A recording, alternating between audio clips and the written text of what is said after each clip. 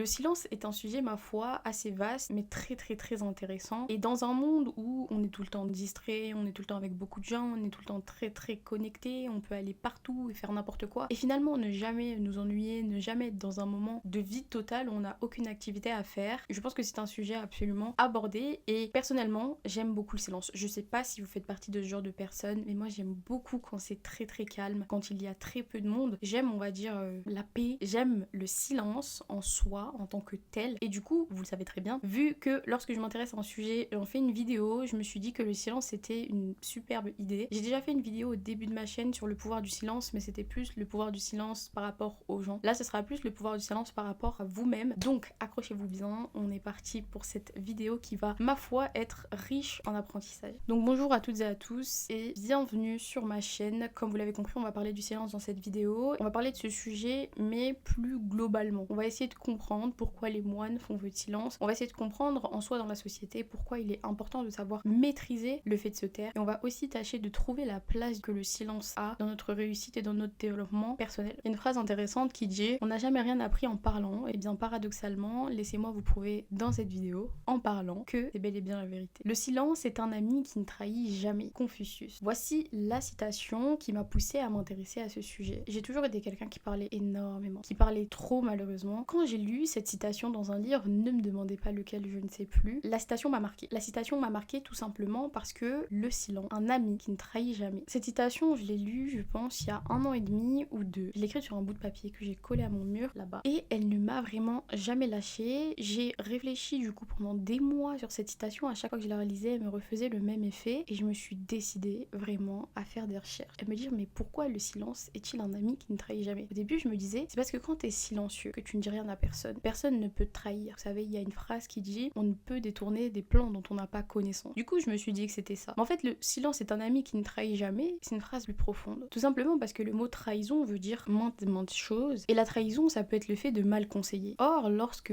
tu es silencieux, en général, tu ne te trompes pas parce que tu ne fais rien. La pensée, c'est une chose, parler, c'en est une autre. Et parler mène souvent, malheureusement, à agir, surtout quand c'est dans le négatif, hein, parce que dans le positif, parler mène souvent à ne rien faire. Et c'est là où je me suis dit, en fait, ça va vraiment beaucoup plus loin que ça. Alors, qu'est-ce que j'ai fait? Je me suis renseignée sur les vœux de silence. Je me suis dit, pourquoi les moines font-ils vœux de silence? Je me suis dit, moi aussi, j'aimerais bien le faire, mais je parle trop, c'est pas possible. Du coup, je suis allée regarder sur internet, évidemment, et j'ai même failli faire une retraite spirituelle dans un monastère pas loin. D'ailleurs, je pense que je ferai un vlog autour de ce monastère, mais bref. Du coup, qu'est-ce que le vœu de silence? Le vœu de silence, c'est un engagement que vous faites souvent dans un monastère, ou alors que vous pouvez faire seul, mais c'est souvent dans des retraites spirituelles, où vous décidez, en groupe ou seul, de ne plus parler. Tout simplement pour permettre à l'esprit de méditer, et en fait de digérer ses pensées. C'est un moment où vous laissez penser profondément. Vous allez me dire, mais Cyrine, pourquoi est-ce que je voudrais me laisser penser profondément? Non, c'est assez simple. Dans la religion, le fait de faire vœu de silence permet tout simplement d'éviter les péchés de la langue. Que ce soit en islam ou dans la chrétienté, le fait de retenir ses paroles, ses mauvaises paroles, sa médisance, est un acte en soi de piété. Tous les mots inutiles que vous allez sortir, toutes les menaces, toutes les choses blessantes, toutes les paroles impertinentes qui n'ont absolument aucun sens ou qui n'ont pas de but, qui n'ont aucune utilité, ce sont des péchés de la langue. Et c'est pour ça que beaucoup partent en retraite spirituelle pour faire vœu de silence, pour réfléchir et se rendre compte en fait de la beauté du fait de parler, mais surtout des dangers que ça peut comporter. Dans une société où on a l'habitude de tous énormément parler, de trop parler, de rigoler. Par exemple, il y a juste à regarder les réseaux sociaux, les commentaires des gens quoi. Maintenant, c'est devenu normal de mettre des commentaires super méchants, impertinents, ou d'envoyer des messages bizarres. Enfin, je veux dire, même dans la vie réelle, c'est exactement ça. Parce que les gens se lâchent. Les gens ne réfléchissent plus avant de parler, ne prennent plus le temps de se rendre compte en fait de l'impact des mots. Et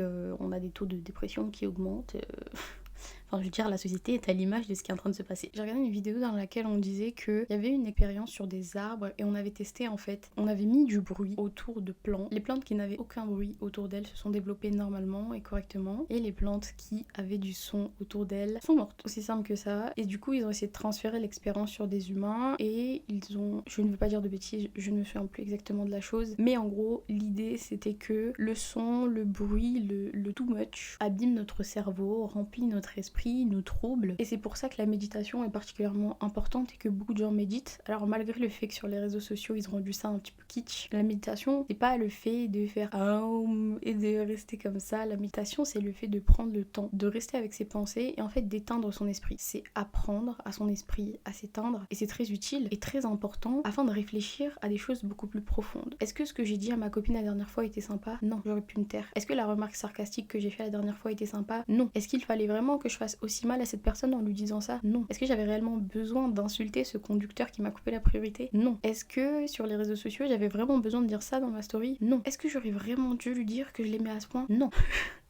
Et en fait, c'est des choses comme ça. Est-ce que j'avais besoin de dire ça? Non. Est-ce qu'il fallait réellement que j'utilise beaucoup de mots? Non. Est-ce que le fait que je lui sortis un speech de 45 minutes alors que j'aurais pu m'arrêter à la première phrase qui résumait tout était utile? Non. Et justement, la méditation, les vœux de silence et le silence en soi, ça vous permet tout simplement de mettre pause dans votre cerveau et de revenir aux choses réelles. Vous savez, c'est comme un petit peu quand vous prenez un moment pour vous isoler de tout le monde. Et en fait, au plus vous êtes tout seul, au plus vous allez vous rendre compte de qui vous êtes et de ce que vous voulez. Par exemple, si tu prends une semaine, que tu arrêtes les réseaux, que tu pars un petit peu loin de la ville, vraiment juste une semaine tu te déconnectes, tu vas être suffisamment longtemps avec toi et face à ce que tu penses pour te rendre compte que c'est ça que tu penses. Alors que quand t'es avec des gens constamment autour de toi qui donnent leur avis, qui font des petites remarques pas forcément méchants et pas forcément obvious, c'est pas des choses que c'est des choses que t'as tellement pris l'habitude de les entendre ou de les avoir tout simplement dans ta vie que tu ne fais même plus attention au fait que tout le monde t'influence. Et le silence vous permet en fait de vous protéger vous-même, de vous protéger de vous, de votre parole et au final des gens, parce que vous en dites beaucoup moins sur vous, donc les gens ont beaucoup moins de pression sur vous et vous en dites moins sur vous, donc au final c'est vous et vous, il y a personne qui vous fait de remarques, etc.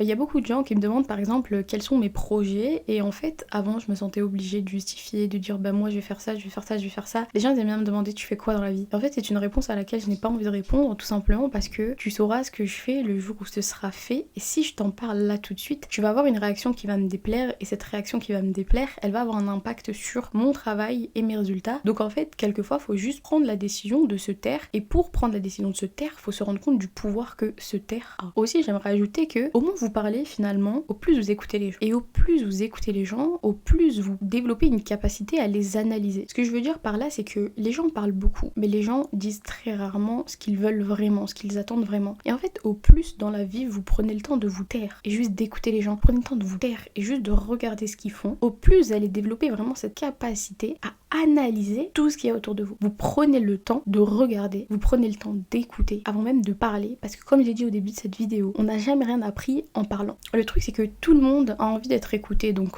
en plus d'avoir un avantage sur les gens, vous passez pour quelqu'un de sympathique. Dans le livre Comment se faire des amis de Dale Carnegie, il dit Listening to people is how to read people. Il vous suffit vraiment genre de prendre l'habitude d'écouter les gens vous parler, de regarder leurs petites mimiques et en fait d'être attentif aux histoires qu'on vous raconte pour savoir s'il y a une cohérence, s'il n'y a pas de cohérence. Si cette personne en fait elle a tendance à faire ça quand elle ment ou à faire ça quand elle est nerveuse ou si elle vous répète souvent la même chose, si elle vous parle souvent de la même personne. Et en fait à partir de là vous commencez à faire des puzzles. Et ça c'est l'un des nombreux avantages du silence. Rien que ça c'est déjà un avantage fou parce que la plupart des gens n'ont même pas cette attention envers les autres personnes autour d'elles et ne sont pas capables de voir venir des choses alors que c'est en face d'eux. Le fait est que écouter et le fait est que se taire c'est s'offrir la possibilité de lire derrière les mots. C'est vous offrir la possibilité d'identifier les sentiments chez les gens, les émotions chez les gens, les intérêts chez les gens. Et ça nous mène du coup à autre chose qui est quand même assez important, c'est la concentration. Vous savez, il y a deux choses qui reviennent souvent dans le monde du développement personnel, c'est le multitasking et le fait d'être sur une seule tâche, je sais plus comment ça s'appelle, mais ça doit être le only tasking, enfin je sais pas, quelque chose comme ça. Mais en gros, l'idée ça serait que se concentrer sur une seule chose améliore notre efficacité. Alors il y a des gens qui sont d'accord, il y a des gens qui sont pas d'accord, mais le fait est que avoir un focus sur quelque chose, ça vous permet vraiment de d'être ça en très peu de temps. Par exemple, si vous bloquez 4 heures et que vous révisez pour un examen, mais que les 4 heures vous les faites en bloc, ça fonctionnera beaucoup mieux que si vous révisez 1 heure le lundi, 1 heure le mercredi, 1 heure le jeudi, etc. Il y a la psychologue Supriya Blair qui a dit que rester silencieux permettait d'économiser de l'énergie et de calmer nos pensées. Le silence permet donc, en plus d'être concentré, en plus de lire dans les pensées des gens, de ralentir en fait l'activité de tout ce qui se passe dans notre esprit et d'être dans le moment présent. Exemple, vous êtes à un moment super stressant de votre vie, je sais pas, vous avez un examen et vous avez peur de le rater, vous dites purée si j'ai raté ça, j'ai raté toutes mes années d'étudiant c'est rien, ok. Ou alors vous êtes dans une situation compliquée, vous venez de tromper votre copine et elle vient de l'apprendre, là vous êtes là, vous regardez votre téléphone sonner, vous dites oulala ce qui m'attend. Ou alors je sais pas, moi vous avez fait une bêtise à l'école et vos parents vont vous attraper et vous savez que là vous êtes mort. Vous voyez ce genre de moment, et ben ce qui est cool c'est que quand vous êtes silencieux, que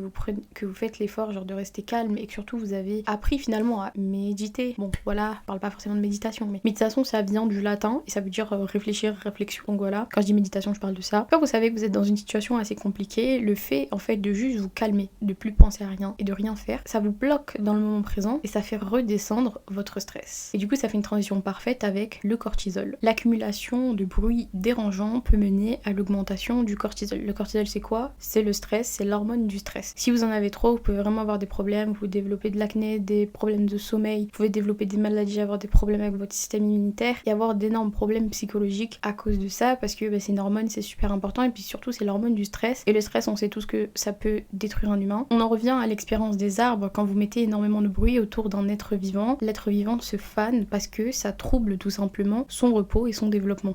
Un exemple tout bête, souvent quand je suis en voiture avec mes copines le soir, je ne supporte pas quand elles mettent de la musique dans la voiture. Et c'est pas parce que je fais ma diva ou quoi que ce soit, c'est juste parce que c'est le soir. Mon cerveau à partir du moment où le soleil il est couché, il a pas envie d'écouter de la musique, il est en mode pré-dodo, ça veut dire que j'ai pas envie de me faire exploser les tympans par du rap français. Un autre exemple aussi, c'est aussi quand j'allais en boîte avec mes copines, j'étais vraiment la personne qui restait assise et qui regardait autour d'elle, j'étais vraiment à deux doigts de m'endormir dans une boîte de nuit où la musique est à fond, parce qu'en fait le bruit, il m'assourdissait tellement que ça me donnait envie de dormir. Voilà, ça me fanait tellement mon esprit que j'avais envie de dormir. Et je sais que je suis pas la seule. Donc, comme je vous disais, le stress, le cortisol et tout ça est lié. Et en fait, le problème c'est que si vous forcez à mettre beaucoup de bruit autour de vous, après, bruit ça veut dire beaucoup de choses, hein. C'est comme je vous ai dit, ça peut être la musique d'une boîte de nuit, comme ça peut être le bruit dans votre maison, le fait qu'on vous laisse pas dormir, qu'il y ait tout le temps du bruit derrière la porte de votre chambre, ou le fait que vous dormiez avec des gens dans votre chambre, ou même que vous dormiez avec une personne qui ronfle, ou le fait qu'il y ait un animal qui soit malade, qui fasse du bruit bizarre. Ça peut être beaucoup de choses, le fait qu'il y ait des travaux en bas de chez vous, ou le fait que vous soyez avec vos potes et que tout le temps ils fassent du bruit, mais de la musique, etc. Ça peut mener à des troubles du sommeil comme je vous ai dit, et ça peut mener aussi à une prise de poids, du coup parce que le cortisol augmente. Quand on a des problèmes de sommeil aussi, on prend du poids vu que le corps n'est plus régulé normalement. Vous pouvez finir dans un état en fait de dépassement constant, ils appellent ça, donc je dirais un peu un état de déprime ou de dépression, et ça développe aussi des maladies chroniques. Donc c'est pour vous dire à quel point c'est important. Donc ensuite j'allais parler de la créativité, mais j'ai fait littéralement une vidéo dessus qui s'appelle comment profiter de l'ennui, quelque chose comme ça.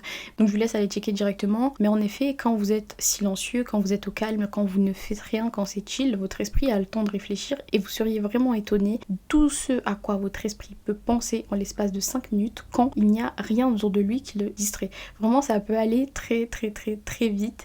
Je sais qu'on l'a tous déjà vécu. Vous pensiez à quelque chose et vous avez fini 5 minutes plus tard sur totalement autre chose et vous êtes dit mais comment j'en suis arrivée là? Il y a une phrase de Lao Tzu qui dit Muddy water, let's then become clear, donc ça veut dire l'eau boueuse lorsqu'on la laisse poser devient claire. Et je trouve que la métaphore est excellente. Je veux dire, votre esprit c'est de l'eau boueuse, lorsque vous le laissez se calmer, les choses en fait se séparent. Ok, ça devient genre hétérogène et vous voyez beaucoup plus clair parce que vous voyez l'eau, vous voyez la terre, vous savez ce qui est bon, ce qui n'est pas bon, vous savez ce que vous pouvez prendre, ce que vous ne pouvez pas prendre et vous voyez en fait ce qui se passe. Alors quand vous êtes tout le temps dans l'action, dans l'agitation, ça devient beaucoup plus compliqué de séparer les pensées, de se poser, d'avoir des vraies réflexions, de ne pas oublier ses idées, de ne pas avoir des problèmes de mémoire et en fait de comprendre ce qui se passe et en fait de comprendre d'où viennent vos problèmes. En conclusion, si on fait une petite synthèse de tout ça, le silence ça vous permet d'avoir une meilleure clarté d'esprit parce que vous prenez plus le temps d'être au calme et d'avoir la possibilité de réfléchir. Ensuite, ça vous permet de mieux gérer vos émotions parce que vous avez plus de recul sur les choses étant donné que vous prenez le temps d'y réfléchir. Par exemple, moi, j'ai commencé à avoir de l'acné, ok? Et je me suis posé la question, je me suis dit, mais pourquoi j'ai de l'acné? J'ai jamais eu d'acné. C'est vrai, là, j'ai 19 ans, je vais en avoir 20 dans un mois littéralement. J'ai jamais eu d'acné de toute ma vie. J'ai eu des petits boutons, mais j'ai pas d'acné. Et là, vraiment, j'ai de l'acné, bon, on voit pas, mais j'en ai vraiment, genre, c'est vraiment, j'ai un traitement et tout.